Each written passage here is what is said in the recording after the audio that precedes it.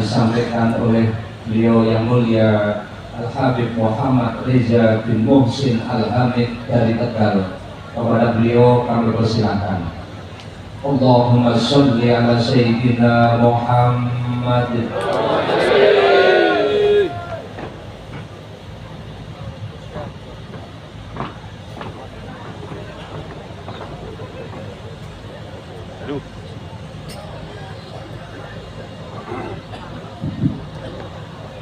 Assalamualaikum warahmatullahi wabarakatuh.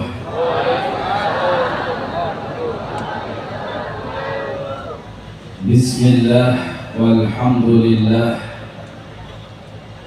wassalatu wassalamu ala rasulillah Sayyidina Muhammad ibn Abdillah wa ala alihi wa sahbihi wa man walah wa la hawla wa la quwwata illa billah.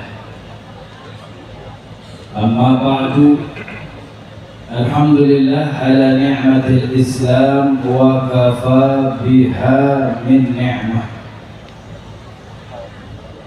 Segenap hadirin dan hadirat kaum muslimin dan muslimat jamaah Majlis Al-Khidmah rahimakumullah. Salam ta'zim, salam hormat kita hantarkan kepada keluarga besar dari Kiai Usman Al-Ishaqi, begitu juga dari putri dan keluarga Hadratul Syekh Kiai Haji Ahmad Asrari bin Usman Al-Ishaqi yang hadir bersama kita di sini. Mudah-mudahan keluarga besar beliau Kiai Ahmad Asrar Al-Ishaqi Allah berikan kekuatan, kekokohan, ketabahan di dalam melanjutkan perjuangan ayahanda dan kakak-kakak tercinta mereka.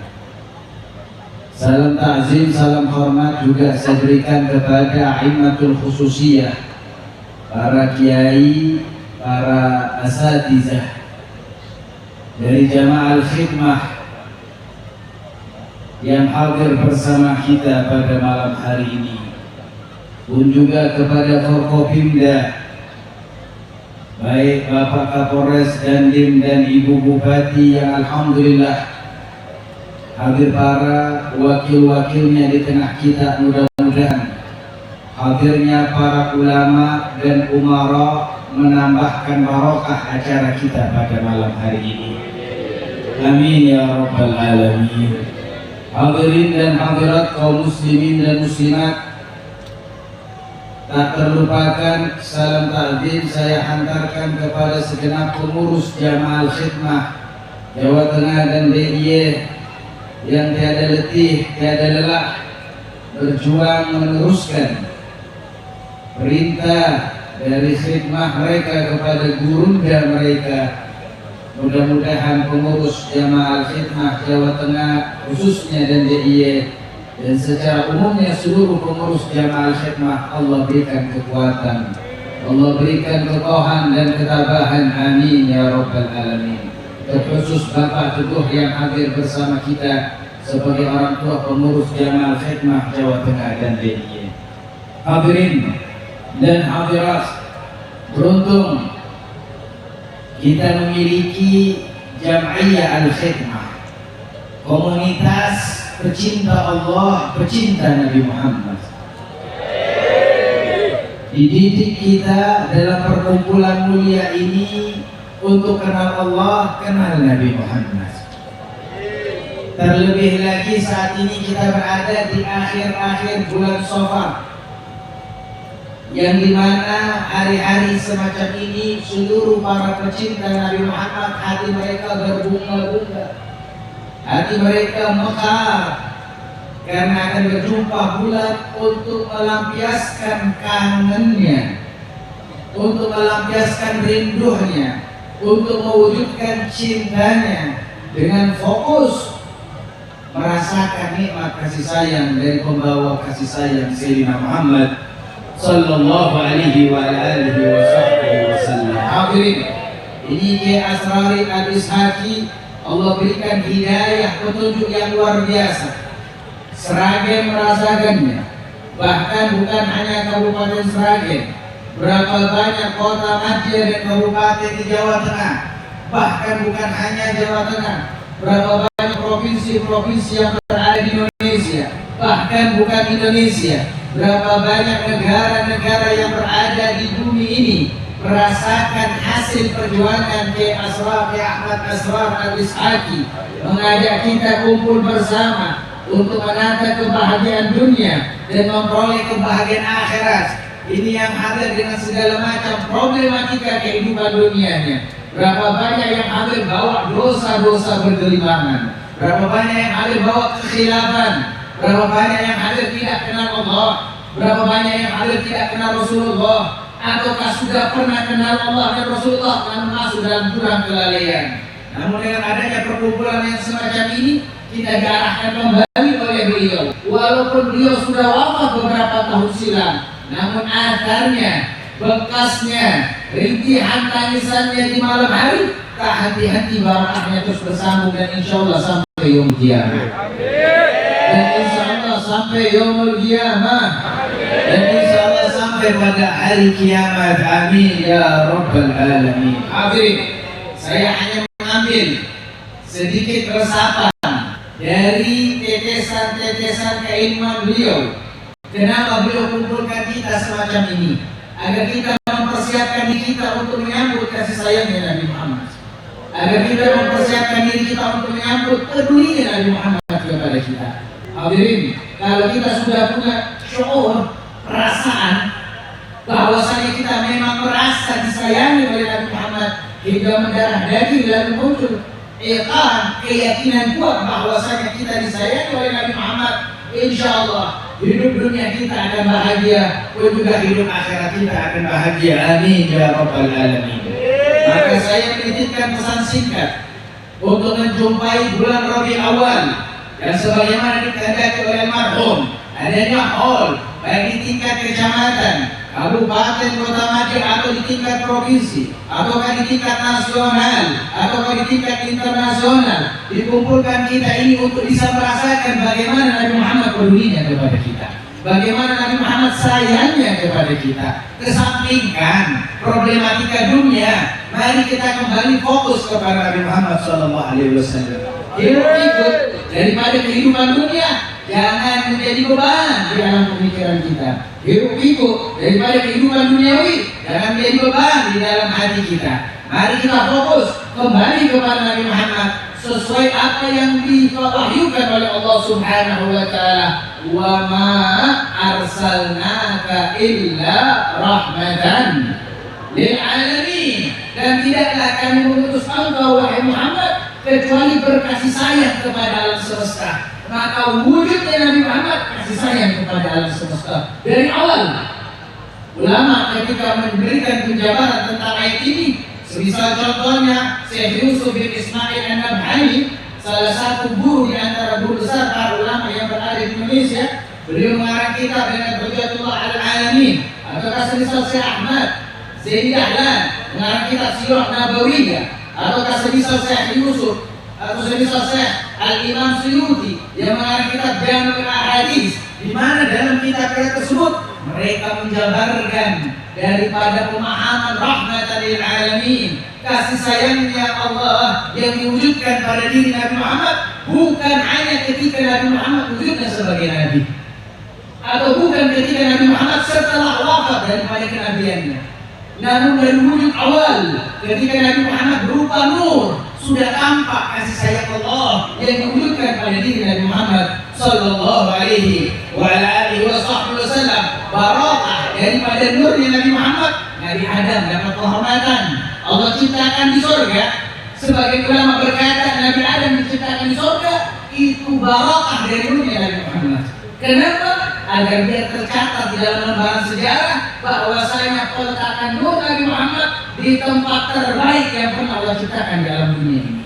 Maka tempat yang terbaik adalah surga. Nabi Adam diciptakan surga untuk peletakan nurnya Nabi Muhammad sallallahu alaihi wasallam. Bahkan turunnya Nabi Adam dari surga ke bumi pun juga barokah dari nurnya Nabi Muhammad. Di surga itu tidak ada kehamilan, di surga tidak ada yang namanya dilahirkan. Maka untuk wujud nur ini bisa dilahirkan di alam dunia, maka Nabi Adam diturunkan ke alam dunia.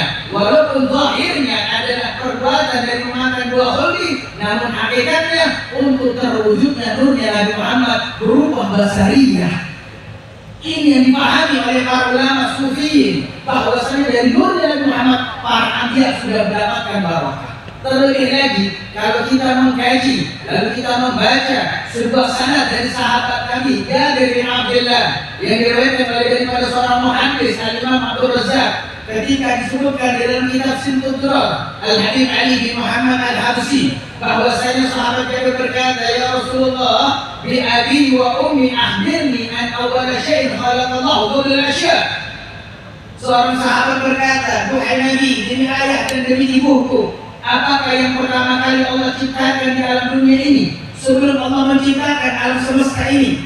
Maka Nabi Muhammad berkata, qala ya Jabir, inna Allah khalaqa qabla al-asya' nura nabiyika Muhammadin sallallahu alaihi wasallam min nurih. Yang pertama kali Allah ciptakan sebelum Allah menciptakan alam semesta adalah cahaya nabimu dari cahaya Allah, sebagai bentuk karamah keberkahan yang dahsyat dari Allah untuk Nabi Muhammad sallallahu alaihi wasallam. Itu hadis yang panjang, tidak sampai di situ. Hadis itu berlanjut, dari nurnya Nabi Muhammad Allah menciptakan arasy, dari nurnya Nabi Muhammad Allah menciptakan kursi, dari nurnya Nabi Muhammad Allah menciptakan surga, dari nurnya Nabi Muhammad Allah menciptakan neraka. Bahkan dari nurnya Nabi Muhammad Allah menciptakan nur tauhidul mukmin. Dari nurnya Nabi Muhammad inilah Allah menciptakan cahaya ketauhidan seorang mukmin. Ini disebutkan, kalau bukan nurnya Nabi Muhammad yang menempel pada tubuh setiap orang beriman, la'ana, maka mereka tidak akan beriman kepada Allah Subhanahu wa ta'ala. Kita semuanya ini berkumpul beriman kepada Allah, ada butiran dari tetesan nur Nabi Muhammad sallallahu alaihi wasallam. Dan begitulah sejarah mencatat daripada riwayat ahli tarikh, bahkan bagaimana Allah selamatkan Nabi Musa, bagaimana Allah selamatkan Nabi Nuh, bagaimana Allah selamatkan Nabi Ibrahim. Bahkan Nabi Ibrahim sebagaimana disebutkan itu diselamatkan daripada api Namrud secara zahir sebagaimana termaktub dalam ayat Al-Quran, perintah dari Allah Subhanahu wa ta'ala, karena di dalam tulang sulbi Nabi Ibrahim ada nurnya Nabi Muhammad sallallahu alaihi wasallam. Penjabaran daripada para ulama bahwasanya dari wujud nur saja Nabi Muhammad sudah tampak kasih sayangnya untuk para nabi-nabi yang lain. Bagaimana dengan para umat? Bahkan tidak sampai di situ. Dalam sebuah riwayat Imam Tabrani, begitu juga riwayat Imam Al-Baihaqi, berapa banyak riwayat ahli hadis, ketika ibunda Aminah mengandung Rasul sallallahu alaihi wasallam, bermaksud ucapan ini Nabi Muhammad masih berupa janin. Nabi Muhammad masih berupa janin dalam rahim ibunya. Dikatakan ibunda Aminah berkata, ma ajidu saqaman wala alama. Ketika aku mengandung anakku Muhammad, ibunda Aminah berkata, ma ajidu saqaman wala alama. Saya tidak mengalami rasa capek, rasa letih, rasa sakit sebagaimana yang dialami para manusia-manusia yang lainnya. Bahkan ibunda Maryam merasakan sakit ketika mengandung, ketika akan melahirkan daripada Nabi Allah Isa. Namun tidak pada diri ibunda Aminah. Dari awal mengandung sampai melahirkan, ibunda Aminah tidak merasa capek, tidak juga merasa letih. Hasil kasih sayang Nabi Muhammad masih berwujud sebuah janin. Nabi Muhammad berupa janin sudah sayang sama ibunya. Tidak ditendang-tendangnya itu perut ibunya. Tidak ada kontraksi yang dahsyat yang membuat ibunya kesakitan. Wujud kasih sayang Nabi Muhammad sallallahu alaihi wasallam. Dan kasih sayang Nabi Muhammad tidak berhenti di situ. Bukan hanya wujud beliau sebagai nur atau wujud beliau sebagai janin. Bahkan ketika Nabi Muhammad sudah wujud sebagai basariyah, sebagai manusia, lalu ketika diangkat menjadi nabi, bagaimana kasih sayang demi kasih sayang yang terus tampak di antara lembaran sejarah yang dicatat sebagai bentuk daripada kasih sayangnya Nabi Muhammad sallallahu alaihi wasallam ketika Nabi Muhammad hijrah ke kota Taif. Ketika Nabi Muhammad masuk ke kota Taif, Nabi Muhammad tidak disambut hadirin. Nabi Muhammad tidak disambut. Kalau kita saat ini luar biasa, siapa kita ini? Siapa kita? Manusia biasa, tidak pernah jumpa Jibril, wala tidak pernah turun ayat. Kita berpindah dari satu kampung dari kampung yang lain, disambut dengan luar biasa, diberikan tempat yang istimewa, diberikan makanan yang istimewa. Namun tidak pada diri Nabi Muhammad. Ketika beliau masuk ke kota Taif, dilempari Nabi Muhammad, dicaci maki Nabi Muhammad, diejek-ejek Nabi Muhammad, dikatakan pendusta, penyihir, orang gila, hingga anak-anak kecil bersama pemuda-pemuda tangguh melempari Nabi Muhammad dengan bongkahan kayu yang kering. Yang ketika itu yang mendampingi Rasul SAW adalah sahabatnya Zaid bin Harisah. Salah satu bongkahan kayu yang kena ke betisnya Nabi Muhammad hingga luka mengalirkan darah, Rasul mengambil itu. Tetesan darah itu diambil oleh Nabi Muhammad.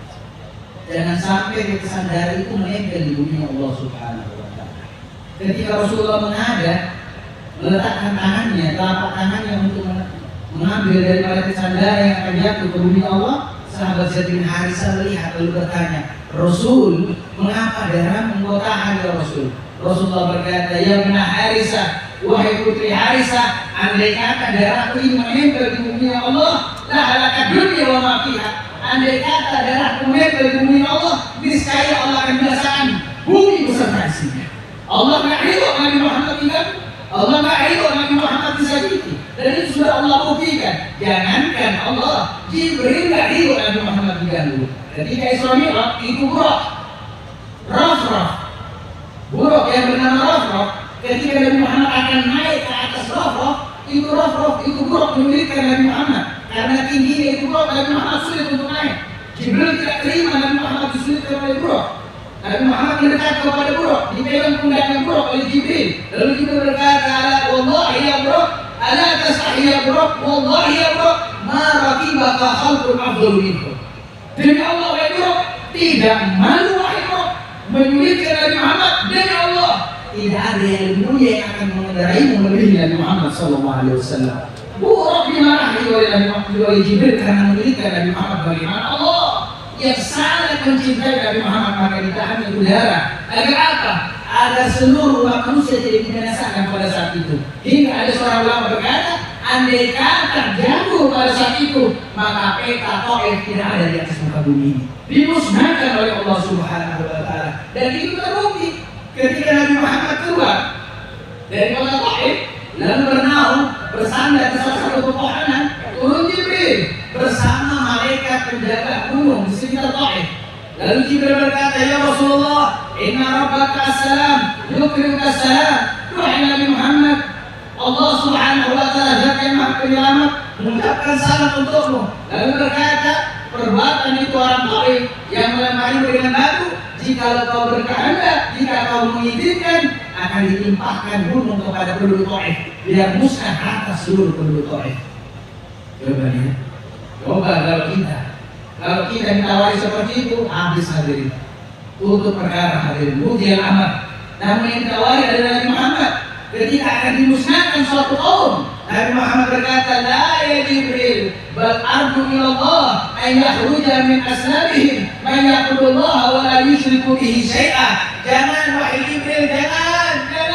Bahkan aku berharap besar kepada Allah agar Allah mengeluarkan dari tulang sulbi daripada penduduk Taif orang-orang yang beriman kepada Allah yang tidak menyekutukan Allah Subhanahu wa Ta'ala. Hadirin, kasih sayang seperti apa yang ada pada diri Nabi Muhammad sallallahu alaihi wa ala alihi wa sahbihi wasallam. Dan teruslah jutaan-jutaan kasih sayang, miliaran-miliaran kasih sayang ditampakkan oleh Nabi Muhammad. Bahkan ketika menghendaki sekaratnya, ketika akan terpisah rohnya, sebagaimana disebutkan dalam sebuah riwayat, di akhir umur Nabi Muhammad sudah titip pesan kepada putrinya, Ibu Fatimah, dengan berkata, wahai Fatimah, kalau datang dua laki-laki hendak masuk maka izinkan masuk. Tidak berapa lama diketuk pintu rumah Nabi Muhammad, dua orang laki-laki minta izin masuk, diizinkan masuk oleh Ibunda Fatimah. Ketika masuk langsung berjumpa kepada Nabi Muhammad. Mereka berdua adalah Jibril dan Israel. Jibril datang dengan berkata, ya Rasulullah, sudah datang waktunya perjumpaan dengan Tuhanmu. Liqa'il mahbub, berjumpa dengan kekasihmu, sudah tiba waktunya. Rasul mendengarkan ucapan Jibril bahwasanya waktu perjumpaan dengan Allah Subhanahu wa taala sudah tiba. Senyum Nabi Muhammad, gembira Nabi Muhammad, senang Nabi Muhammad. Namun bersama dengan itu Nabi Muhammad juga berpikir bagaimana keadaan umatnya setelah kepergian Nabi Muhammad. Hadirin, siapa manusia yang memikirkan kita ketika dalam keadaan sekarang? La umuna wa la abana, bahkan ibu kandung kita, ayah kandung kita belum tentu memikirkan kita di dalam masa-masa sakaratul mautnya. Tidak pada diri Nabi Muhammad sallallahu alaihi wa alihi wasallam. Maka Nabi Muhammad menerima daripada tawaran Jibril. Bahkan Jibril mengatakan, wahai Rasulullah, jika kau berkehendak, engkau akan diberikan umur la yanqadi abada abidin. Kau akan diberikan umur yang tidak terputus selamanya, kekal abadi. Maka Nabi Muhammad tidak menghendaki hidup abadi di dalam dunia ini. Yang Nabi Muhammad menghendaki perjumpaan dengan Allah Subhanahu wa taala. Maka Israel maju mendekati kepalanya Nabi Muhammad. Ketika Israel mendekati kepala Nabi Muhammad dengan pelan, dan Israel sudah mendapatkan perintah dari Allah ketika hendak mencabut daripada rohnya Nabi Muhammad bi'akmal adab wa atamil akhlak. Kalau mencabut rohnya kekasihmu, Allah perintahkan kepada Israel setinggi-tingginya akhlak dan setinggi-tingginya adab. Tidak boleh sembarangan cabut nyawa. Maka Israel mencabut nyawa dengan lembut yang belum pernah Israel mencabut siapapun manusia di alam dunia ini. Ketika sedikit daripada rohnya Nabi Muhammad tercabut daripada jasad Nabi Muhammad, itu Nabi Muhammad kesakitan hadirin. Terdengar suara dari lisan Nabi Muhammad, khaffif alayya ya Israel. Terdengar suara ringkih dari Muhammad berkata, ya Israel, khaffif alayya, ringankan pencabutan nyawa untukku wahai Israel. Maka Israel melepaskan lalu berkata, ya Rasulullah ya Habibullah, qad khaffaftu anta 70 jilban. Duhai utusan Allah, duhai kekasih Allah, aku telah meringankan pencabutan nyawa 70 kali lebih ringan daripada makhluk-makhluk Allah yang lainnya. Ketika Nabi Muhammad mendapatkan informasi bahwasanya itu adalah pencabutan nyawa terlembut yang pernah Israel lakukan di dalam dunia ini, maka alam pikir Nabi Muhammad terbang memikirkan umatnya. Alam pikir Nabi Muhammad langsung menuju kepada umatnya. Nabi Muhammad menyatakan, kalau saya kekasih Allah, kalau saya Rasulullah, kalau saya ini penyempurna para nabi, kalau saya ini penutup para rasul, karena aku Allah ciptakan surga dan neraka, akulah pemilik daripada liwa'il hamd, dan akulah pemberi syafaatul uzma, akulah Habibullah, aku adalah kekasih Allah. Dicabut nyawa begini rasa sakitnya, lalu bagaimana dengan umatku? Itu yang dipikirkan oleh Nabi Muhammad. Bagaimana dengan umatku? Yang Nabi Muhammad pikirkan bukan umatnya yang ahli sholat, bukan. Yang dipikir Nabi Muhammad bukan umatnya yang ahli zikir saja, bukan yang dipikir oleh Rasul umatnya yang sudah soleh, yang sudah takwa, bukan. Yang Nabi Muhammad pikirkan adalah umatnya pelaku-pelaku dosa besar, umat yang melakukan dosa-dosa besar, penistaan-penistaan yang dahsyat. Itu yang dipikirkan oleh Nabi Muhammad. Para peminum khamar, para pencuri, para pezina, para pelaku zalim yang dipikirkan oleh Nabi Muhammad sallallahu alaihi wasallam. Maka seraya Nabi Muhammad membuka matanya lalu menoleh kepada Israel, lalu mengucapkan kalimat, ya Israel, takbir alayya wa khaffif ala ummati. Seketika Nabi Muhammad membuka matanya lalu menatap kepada Israel dan berkata, Israel, kalau memang begini rasa sakitnya dicabut nyawa, maka timpahkan seluruh sakit nyawanya umatku kepadaku, beratkan untukku dan ringankan untuk seluruh umatku. Semua rasa sakit pencabutan nyawa yang akan Allah turunkan untuk umatku, timpahkan saja kepadaku dan jangan berikan kepada umatku. Khaffif ala ummati, ringankan kepada umatku. Ini permintaan akhir daripada penghujung Nabi Muhammad dikabulkan oleh Allah Subhanahu wa Ta'ala, diterima permintaan Nabi Muhammad, maka seluruh rasa sakit pencabutan nyawa umatnya diberikan kepada Nabi Muhammad sallallahu alaihi wasallam. Maka dari itu hadirin, saat ini kita tidak melihat hadirin riwayat mengatakan Nabi Muhammad berteriak ketika dicabut nyawanya. Namun kita saksikan berapa banyak peminum khamr meninggal tidak berteriak, berapa banyak pezina meninggal tidak berteriak, berapa banyak perampok meninggal tidak berteriak. Apa yang menyebabkan mereka tidak berteriak? Karena rasa sakit yang dicabut nyawa diambil oleh Nabi Muhammad sallallahu alaihi wasallam. Siapa manusia yang memiliki rasa sayang semacam itu? La ummuna wala abauna. Bahkan ibu kandung kita tidak akan bisa menggantikannya. Bahkan ayah kandung kita tidak akan bisa menggantikannya. Sebagaimana ulama mengatakan, itu rasa sakit dicabut nyawa paling ringannya seperti manusia dikulitin hadirin. Dalam riwayat, rasa sakit dicabut nyawa itu 70 kali lebih sakit ketika bila melahirkan. Sedangkan dokter berkata, seorang perempuan yang melahirkan seperti 27 tulangnya yang dipatahkan secara bersamaan.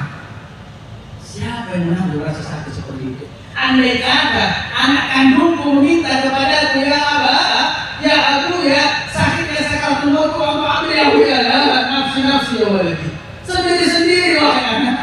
Siapa yang menanggung rasa sakit semacam itu? Tidak ada illa Nabi Muhammad sallallahu alaihi wasallam, kecuali hanya Nabi Muhammad sallallahu alaihi wasallam yang siap menampung dari rasa sakitnya sakaratul maut. Dan itu telah dibuktikan oleh Nabi Muhammad sallallahu alaihi wasallam. Hadirin, kurang sayang apa Nabi Muhammad kepada kita? Sungguh bodoh kita, sungguh lalai kita kalau cinta dan sayangnya Nabi Muhammad kepada kita sudah begitu dahsyat lalu kita tidak sambut. Hadirin, ini Kiai Asrori Al-Ishaqi, salah satu orang yang menyambut cintanya Nabi Muhammad hingga dia pun cinta kepada Nabi Muhammad. Kiai Asrori Al-Ishaqi salah satu orang yang menyambut sayangnya Nabi Muhammad hingga pun dia juga sayang kepada Nabi Muhammad. Rafa'allahu madrah, hingga Allah mengangkat derajatnya hampir setiap hari. Jamaah Hikmah seluruh Indonesia ini atau bahkan luar negeri mengadakan Haul Akbar, Majelis Al-Hikmah, semuanya tidak akan lepas daripada tahdir yang disampaikan kepada Kiai Asrori Al-Ishaqi. Subhanallah, tiap hari masuk saham-saham dari barokah hasil menyambut sayangnya Nabi Muhammad, hasil dari menyambut cintanya Nabi Muhammad sallallahu alaihi wasallam. Dan tidak sampai di situ hadirin. Apakah Nabi Muhammad sayangnya hanya di dunia saja kepada kita? Tidak hadirin. Bahkan ketika Nabi Muhammad sudah wafat, Nabi Muhammad berada di alam barzakh, masih sayang kepada kita hadirin. Sebagaimana disebutkan dalam sebuah hadis, Nabi Muhammad berkata di hadapan sahabatnya dengan mengucapkan kalimat, hayati khairul lakum wa mamati khairul lakum. Nabi Muhammad berkata, hidupku wahai umatku baik bagi kalian, wafatku wahai umatku baik bagi kalian. Ketika Rasulullah bersabda semacam itu, sahabat bingung lalu berkata, Rasul, kalau hidupmu baik bagi kami, kami paham Rasul. Engkau sayang kepada kami, kau ajarkan kepada kami, kau didik kami untuk mengenal Allah, kau didik kami untuk masuk ke dalam surga. Kami paham kalau hidupmu itu baik untuk kami, namun matimu baik untuk kami. Apa yang kau maksudkan wahai Rasul? Maka Rasul berkata, nanti ketika aku wafat, aku telah dikubur. Ketika aku telah wafat, aku dikubur, maka tidaklah umatku melakukan satu perbuatan kecuali perbuatan itu akan disampaikan kepada aku. Tidaklah umatku melakukan satu perbuatan kecuali perbuatan itu akan disampaikan kepadaku. Makanya dari hadis ini dikatakan, santri yang diakui santri oleh gurunya, ketika gurunya sudah wafat, apapun perbuatan santrinya tetap disampaikan kepada gurunya. Dan beruntung ini pengurus Al-Hikmah, mudah-mudahan diakui oleh Kiai Asrori. Terus sampai informasi kepada beliau. Amin ya rabbal alamin. Rasulullah mengatakan bahwasanya ketika kalian melakukan perbuatan sampai kepadaku, dan Rasulullah berkata, idza wajadtu khairan hamidullah lakum. Jikalau aku jumpai laporan-laporan yang sampai kepadaku adalah kebajikan dan kebaikan, aku yang puji Allah untuk kalian. Aku yang puji Allah untuk kalian. Idza wajadtu syarran astaghfirullah lakum. Namun jika aku jumpai laporan-laporan umatku jelek, laporan-laporan umatku buruk, laporan berlaku maksiat yang sampai kepadaku, aku yang akan minta ampun kepada Allah untuk kalian. Sallallahu alaihi wasallam. Nabi Muhammad saat ini hadirin lagi muji Allah hadirin, karena bangga dengan perkumpulan kita hadirin, perkumpulan kebaikan. Namun jika ada di antara kita wa na'udzubillah min dzalik wa Nabi Muhammad melakukan maksiat, maka Nabi Muhammad lah yang akan minta ampun kepada Allah Subhanahu wa taala. Mudah-mudahan kita mendapatkan daripada ampunan Allah dari ampunannya Nabi Muhammad. Kita mendapatkan ampunan Allah dari permintaan ampunnya Nabi Muhammad sallallahu alaihi wa ala alihi wa sahbihi wasallam. Lalu apakah sayangnya Nabi Muhammad hanya berhenti di alam barzah saja? Apakah Nabi Muhammad sayang kepada umatnya hanya berhenti di alam barzah saja? Tidak hadirin, bahkan sampai ke alam akhirat. Bahkan akan sampai ke alam akhirat. Bukankah begitu riwayat Imam Bukhari, riwayat Imam Muslim dan beberapa ahli hadis yang lainnya menyebutkan kepada kita, nanti hadirin, nanti Allah akan bersaksikan bagaimana sayangnya Nabi Muhammad kepada kita. Ketika seluruh umat manusia berkumpul dari zaman Nabi Adam sampai yaumul kiamat, dengan dahsyatnya alam akhirat, begitu mulut neraka jahanam sudah terbuka, seakan-akan langsung menyembelih umat manusia ahli maksiat, ahli ingkar kepada Allah Subhanahu wa taala, yang mana lantainya alam akhirat, lantainya alam barzah terbuat dari lempengan besi yang dipanaskan oleh neraka jahanam. Orang-orang telanjang daripada pelaku-pelaku maksiat. Berapa banyak orang tenggelam dengan keringatnya sendiri. Lalu dikatakan matahari hanya satu asta di atas kepala umat manusia di hari itu. Hari yang sangat menakutkan, hari yang sangat mengkhawatirkan. Seluruh umat manusia berbondong-bondong datang kepada Nabi Adam. Ketika berada di hadapan Nabi Adam, seluruh umat manusia berkata, ya Adam, antal abal bashar, ala tara mahnahnu fi, ishfa' lana ya Adam. Wahai Nabi Adam, engkau adalah nenek moyangnya manusia. Tidakkah kau lihat keadaan kami yang sangat menakutkan, yang sangat mengkhawatirkan ini? Ishfa' lana, tolong kami, bantu kami. Maka Nabi Adam berkata, nafsi nafsi, inna rabbi qad ghadiba al-yawm, lam yaghdab qablah wa lam yaghdab ba'dah abada. Sendiri-sendiri saat ini Tuhanku lagi murka, lagi marah, yang belum pernah marah seperti marah saat ini dan tidak akan marah seperti marah saat ini. Sendiri-sendiri Nabi Adam takut hadirin ketika hari itu. Lalu manusia berbondong-bondong datang kepada Nabi Nuh. Dijawab yang sama, nafsi nafsi. Nabi Nuh berkata, idhab ila khalilullah. Datang kepada Nabi Ibrahim. Nabi berkata, datang kepada Nabi Isa Ruhullah. Ketika semua manusia berkumpul di hadapan Nabi Isa, lalu berkata ucapan yang sama, ya ibnu Maryam, anta ruhullah, ala tara mahnahnu fi, ishfa' lana. Wahai putra Maryam, engkau adalah ruhullah, tidak apa yang kau lihat keadaan kami ini yang sangat mengkhawatirkan, bantu kami. Nabi Isa berkata, nafsi nafsi, al-yawm yawm habibullah, al-yawm yawm habibullah. Hari ini bukan harinya abal bashar, bukan harinya khalilullah, bukan harinya kalimullah, bukan harinya ruhullah. Hari ini adalah harinya Habibullah. Idhab ila Muhammad. Kalian berangkat semuanya kepada Nabi Muhammad. Maka seluruh umat manusia di alam akhirat tersebut diriwayatkan oleh Imam Bukhari dan Imam Muslim. Seluruh umat manusia datang kepada Nabi Muhammad. Siapa ini umat manusia? Aku dan kalian, ayah-ayahku dan ayah-ayah kalian, ibuku dan ibu kalian, keturunanku dan keturunan kalian. Tanpa terkecuali kita menghadap ke hadapan Nabi Muhammad. Lalu kita berkata dengan ucapan yang sama, ya Rasulullah wa ya Habibullah, wahai utusan Allah, wahai kekasih Allah, engkau adalah khatamul anbiya, qadarullah laka ma taqaddama wa ma ta'akhkhar, ala tara mahnahnu fi, ishfa' lana ya Muhammad. Wahai kekasih Allah, wahai utusan Allah, engkau adalah penyempurna dan penutup para nabi dan rasul. Tidakkah kau lihat keadaan kami sangat menakutkan? Maka berikan syafaat kepada kami, wahai Nabi Muhammad. Ketika 124.000 selain Nabi Muhammad berkata nafsi nafsi, tidak pada diri Nabi Muhammad. Nabi Muhammad berkata, ana laha. Untuk inilah aku diciptakan, karena inilah aku dilahirkan. Untuk inilah aku diciptakan, untuk inilah aku dilahirkan. Inilah tugasku. Maka Nabi Muhammad melangkahkan kakinya menuju arus Allah Subhanahu wa taala. Ketika sampai di arus Allah, Nabi Muhammad sujud memuji Allah. Lam yahmad qabla wa la ba'da mithlah. Nabi Muhammad sujud kepada Allah di atas Allah. Belum pernah seorang pun memuji Allah sebelum Nabi Muhammad atau setelah Nabi Muhammad, seperti Nabi Muhammad sallallahu alaihi wasallam. Lalu Allah melihat sujud kekasihnya, permintaan ampun dan kekasihnya untuk umat manusia, maka seraya Allah Subhanahu wa taala berwahyu kepada kekasihnya Sayyidina Muhammad sallallahu alaihi wasallam, ya habibi ya Ahmad irfa ra'sak wasal tu'ta wa yusma washhad tushaffa.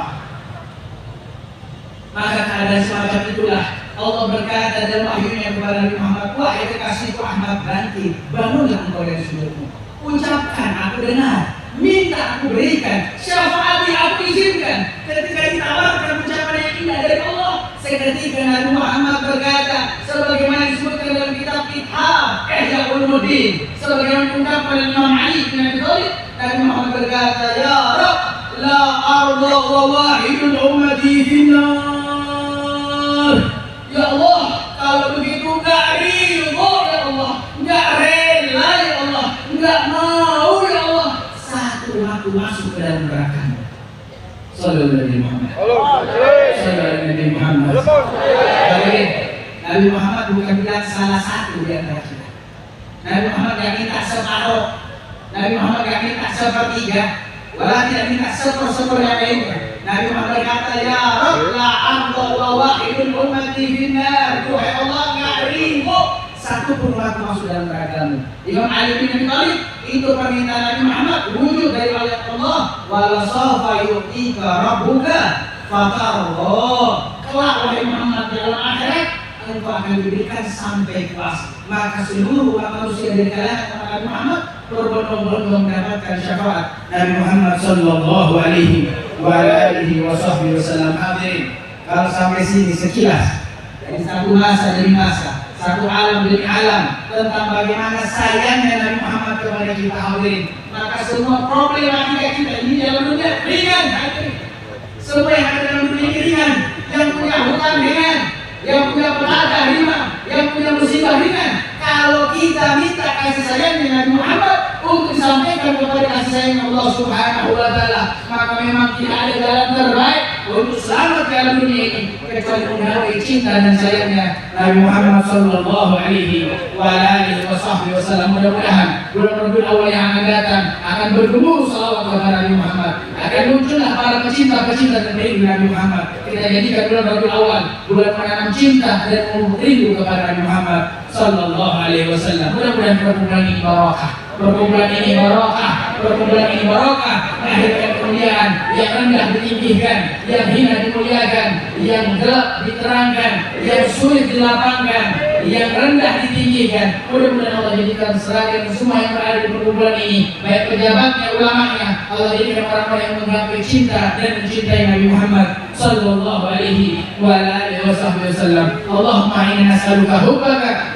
wa hubba nabiyyika wa hubba man yuhibbuka wa hubba man yuqarribuni ila hubbika bi rahmatika ya arhamar rahimin. Allahumma ij'al hadzal jam'a marhuma wa tafarraqna min ba'di tafarruqan ma'suma. Allahumma la taj'al fina wa la minna wa la ma'ana syakir wa la mahruma. Allahumma salli ala al-ma'tadir fima jarat fil maqadir innaka ala kulli syai'in qadir wa bil ijabati jadir wa ilaika al-masir walhamdulillahi rabbil alamin. Wa la'afu minkum wassalamu alaikum warahmatullahi wabarakatuh.